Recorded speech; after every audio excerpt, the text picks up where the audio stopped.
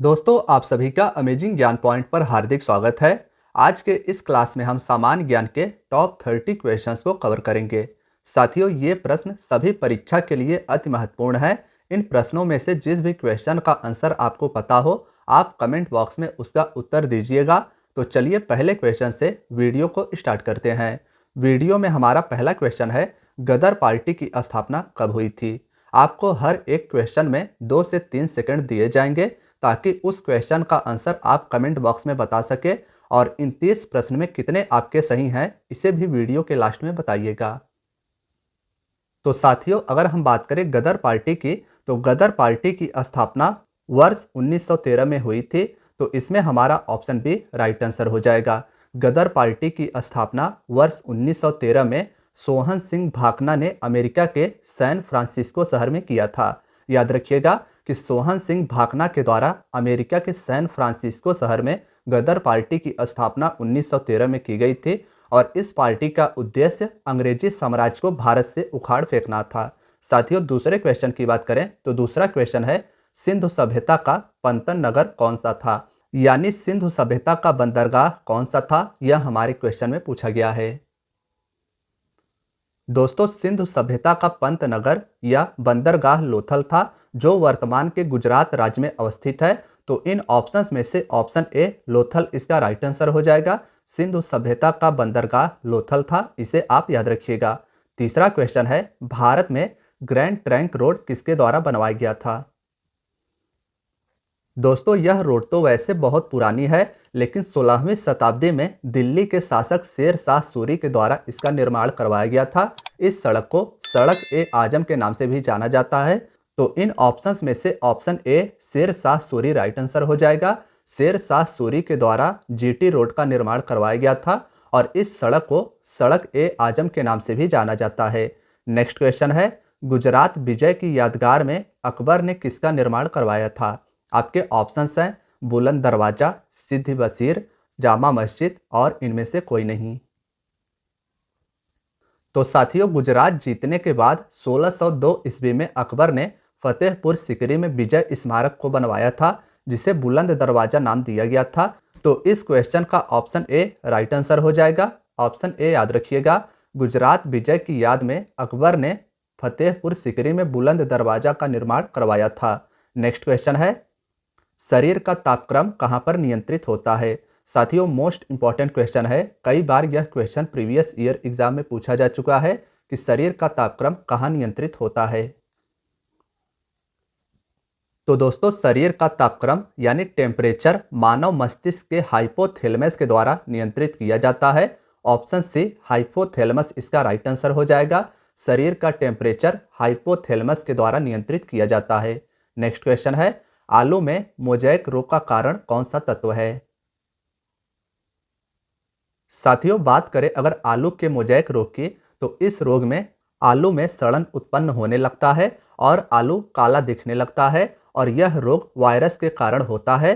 तो विषाणु इसका राइट आंसर हो जाएगा, इसे आप याद रखिएगा। आलू में मोज़ेक रोग विषाणु यानी वायरस के कारण होता है। नेक्स्ट है सातवां क्वेश्चन, अगर अगर किससे प्राप्त होता है।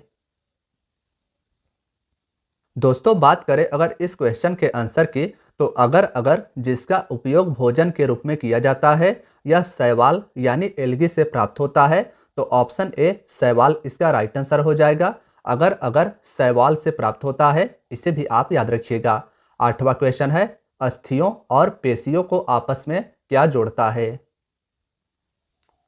तो साथियों, टेंडन अस्थियों यानी हड्डियों और मांसपेशियों को आपस में जोड़ता है। साथियों, इसका हिंदी नाम भी याद रखिएगा। टेंडन को हिंदी में कंदरा कहते हैं और यह हड्डियों को पेशियों से आपस में जोड़ता है। तो ऑप्शन बी टेंडन इसका राइट आंसर हो जाएगा। नेक्स्ट क्वेश्चन है नौवां क्वेश्चन, दांतों तथा हड्डियों में पाए जाने वाला तत्व कौन सा है। साथियों, हमारे दांत और हड्डियों में कैल्शियम और फास्फोरस पाया जाता है, जो मिलकर कैल्शियम फास्फेट को बनाते हैं। तो इन ऑप्शंस में से ऑप्शन ए राइट आंसर हो जाएगा। दांतों तथा हड्डियों में पाए जाने वाला तत्व कैल्शियम और फास्फोरस है, जो मिलकर कैल्शियम फास्फेट को बनाते हैं। नेक्स्ट है 10वां क्वेश्चन, प्रतिरोधकता का मात्रक क्या है। साथियों, यह भी क्वेश्चन इंपॉर्टेंट है, मार्क कीजिएगा। प्रतिरोधकता यानी रेजिस्टिविटी का मात्रक क्या है, यह हमारे क्वेश्चन में पूछा गया है। आपके ऑप्शंस हैं ओम मीटर, ओम अपॉन मीटर, मीटर, इनमें से कोई नहीं। तो साथियों रेजिस्टिविटी यानी प्रतिरोधकता का मात्रक ओम मीटर है, तो इस क्वेश्चन का ऑप्शन ए राइट आंसर हो जाएगा। ऑप्शन को आपको सही प्रकार से छांटना है क्योंकि इस क्वेश्चन में ऑप्शंस हमेशा नजदीकी होंगे। नेक्स्ट क्वेश्चन है, सिरका में कौन सा अम्ल पाया जाता है? साथियों सिरका में एसिटिक अम्ल पाया जाता है, इसे इथेनोइक अम्ल भी कहते हैं। याद रखिएगा, आपको यहाँ पर ऑप्शन बी से कंफ्यूज नहीं होना है। साइट्रिक अम्ल खट्टे पदार्थों में पाया जाता है, जबकि सिरका में एसिटिक एसिड पाया जाता है। तो ऑप्शन डी एसिटिक एसिड इसका राइट आंसर हो जाएगा। सिरका में एसिटिक अम्ल पाया जाता है। नेक्स्ट क्वेश्चन है, नींबू के रस का पीएच वैल्यू कितना होता है? तो साथियों इन ऑप्शंस में से ऑप्शन बी 2.2 राइट आंसर हो जाएगा। नींबू का पीएच मान 2.2 होता है, यानी नींबू एसिटिक है। इसे आप याद कर सकते हैं इस ट्रिक से। नींबू के 2 टुकड़े किए जाएं, फिर उसको 2 टुकड़े किए जाएं, तो फिर उसमें से रस निकलता है, यानी नींबू का पीएच मान 2.2 आपको याद रखना है। साथियों 13वां क्वेश्चन है, कंप्यूटर का हिंदी नाम क्या है? तो ऑप्शन बी संगणक इसका राइट आंसर हो जाएगा। कंप्यूटर का हिंदी नाम संगणक है, इसे आप याद रखिएगा। 14वां क्वेश्चन है, 1 किलोबाइट यानी 1 केबी कितने बाइट के बराबर होता है? साथियों काफी कंफ्यूजन वाला क्वेश्चन है, तो इसका उत्तर आप सभी को बताना है। इन ऑप्शंस में से अगर उत्तर की बात की जाए तो 1 केबी में 1024 बाइट होता है। ऑप्शन ए इसका याद रखिएगा। 1 केबी बराबर 1024 बाइट। 1024 बाइट 1024 मेगाबाइट यानी एमबी बराबर 1 गीगाबाइट होता है, इसे भी आप याद रखिएगा। 1024 एमबी बराबर 1 जीबी या गीगाबाइट होता है। नेक्स्ट क्वेश्चन है, संयुक्त राष्ट्र संघ के सुरक्षा परिषद की सदस्य संख्या कितनी है? साथियों बात करें अगर संयुक्त राष्ट्र संघ यानी यूएनओ की, तो यूएनओ जिसका मुख्यालय न्यूयॉर्क अमेरिका में है, इंपॉर्टेंट है याद रखिएगा। मुख्यालय बहुत ही महत्वपूर्ण है। इसके सुरक्षा परिषद में कुल सदस्यों की संख्या 15 है, तो इन ऑप्शंस में से ऑप्शन सी राइट आंसर हो जाएगा। संयुक्त राष्ट्र संघ के सुरक्षा परिषद में सदस्यों की संख्या कुल 15 है, जबकि 5 इसके परमानेंट मेंबर्स हैं। अब आप सभी को कमेंट बॉक्स में इनके 5 परमानेंट मेंबर्स को बताना है। नेक्स्ट क्वेश्चन है, विश्व पर्यावरण दिवस कब मनाया जाता है? तो साथियों 5 जून इसका राइट आंसर हो जाएगा। विश्व पर्यावरण दिवस इंपॉर्टेंट है।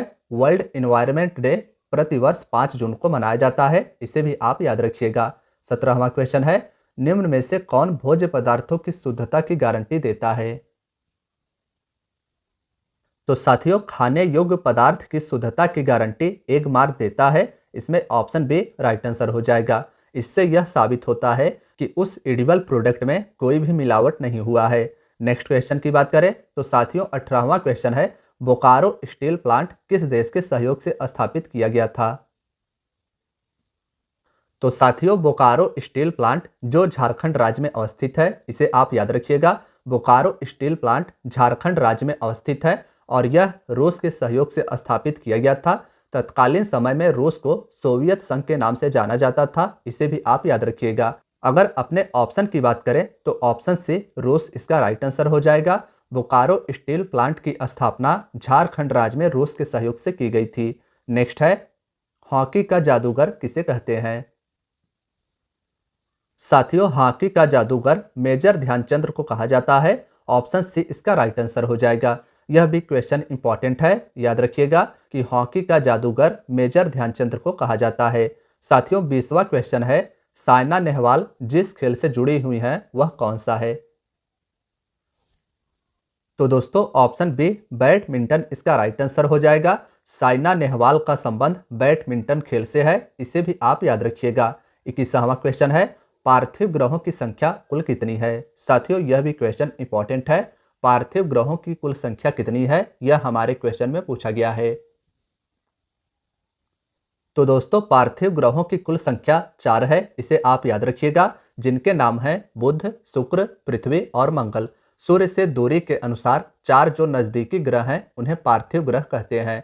बुध, शुक्र, पृथ्वी और मंगल ये 4 पार्थिव ग्रह हैं, इन्हें भी आप याद रखिएगा। 22वां क्वेश्चन है, सूर्य प्रकाश धरती तक पहुंचने में कितने मिनट लेता है? तो साथियों, सूर्य का प्रकाश धरती पर पहुंचने पर 8 मिनट 16 सेकंड का समय लेता है। तो इन ऑप्शंस की अगर बात करें तो ऑप्शन बी 8.3 इसका राइट आंसर हो जाएगा।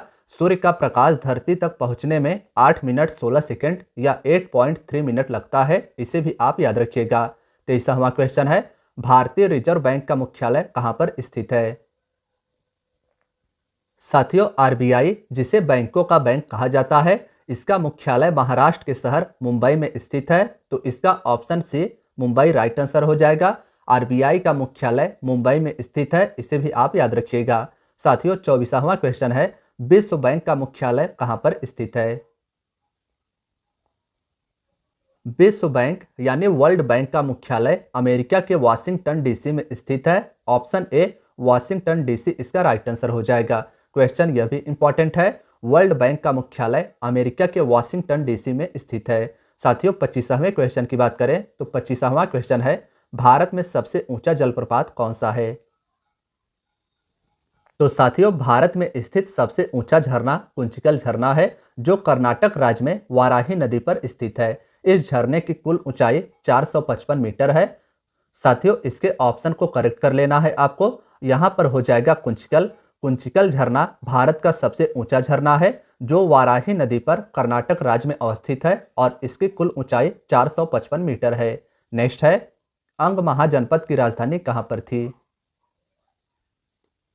साथियों, 16 महाजनपदों में से एक महाजनपद अंग था और इसकी राजधानी चंपा या चंपा नगरी थी। तो इन ऑप्शंस में से ऑप्शन डी चंपा राइट आंसर हो जाएगा। चंपा जो वर्तमान के बिहार राज्य में अवस्थित है, यह अंग महाजनपद की राजधानी थी, इसे भी आप याद रखिएगा। साथियों, 27वें क्वेश्चन की बात करें तो 27वां क्वेश्चन है, भारत के प्रथम मुख्य चुनाव आयुक्त कौन थे? साथियों, अगर इन ऑप्शंस में से आंसर की बात की जाए तो सुकुमार सेन इसका राइट आंसर हो जाएगा। भारत के प्रथम मुख्य चुनाव आयुक्त सुकुमार सेन थे, इसे भी आप याद रखिएगा। 28वां क्वेश्चन है, सौर मंडल का सबसे बड़ा उपग्रह कौन सा है?